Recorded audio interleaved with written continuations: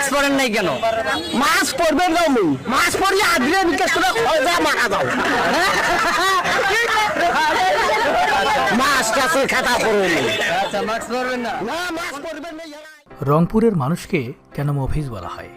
যারা রংপুরের মানুষকে মফিজ বলেন, আজকের ভিডিওটি মূলত তাদের জন্য। ভিডিওটি না টেনে শেষ পর্যন্ত দেখার অনুরোধ করছি। গাইবান্ধা জেলার প্রত্যন্ত এক গ্রামের স্বল্প শিক্ষিত এবং অত্যন্ত একজন সৎ ড্রাইভার ছিলেন, যার নাম হচ্ছে মফিজ। তার শেষ জীবনের সঞ্চয় এবং তার বাবার দেওয়া জমি বিক্রি করে তিনি ঢাকা রুটে একটি পুরাতন বাস ক্রয় করেন। ঢাকা গাইবান্ধা রুটে বাসটি চালু করেন। গরিব দরদি মফিজ সাহেব তিনি দিনমজুর লোকদেরকে স্বল্প ভাড়ায় ঢাকায় নিয়ে যেতেন। একসময় মফিজ সাহেব বয়সের ভারে তিনি আর গাড়ি চালাতে পারতেন না। তখন অন্য ড্রাইভার দিয়ে বাস চালানো শুরু করলেন। কিন্তু দিনমজুরি শ্রেণীর লোকেরা ভাড়া সাশ্রয়ের জন্য তার বাড়িতে ধর্ণা দেওয়া শুরু করলো।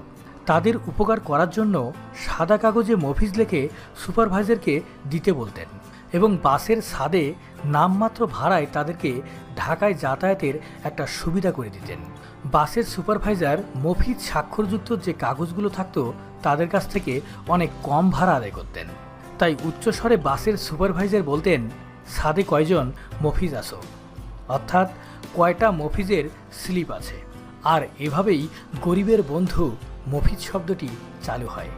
আজ আমরা ঠাট্টা করে অনেক সময় মফিজ শব্দটি উচ্চারণ করি, কিন্তু বুকে হাত দিয়ে বলেন, মফিজ হওয়ার যোগ্যতা কি আমাদের আছে? এখন বলবেন, এই গল্প আপনি কোথা থেকে পেলেন? আমি একটু রেফারেন্স দিচ্ছি। রাজশাহী বিশ্ববিদ্যালয়ের খ্যাতনামা অধ্যাপক এবং সমাজবিজ্ঞানী ডক্টর আব্দুর রহমান সিদ্দিকী তার প্রথম গ্রন্থ, প্রথম উপন্যাস একজন মফিজ নামের এই বইয়ে তিনি এই কথাগুলো লিখেছেন এবং সত্যটা তিনি তুলে ধরার চেষ্টা করেছেন।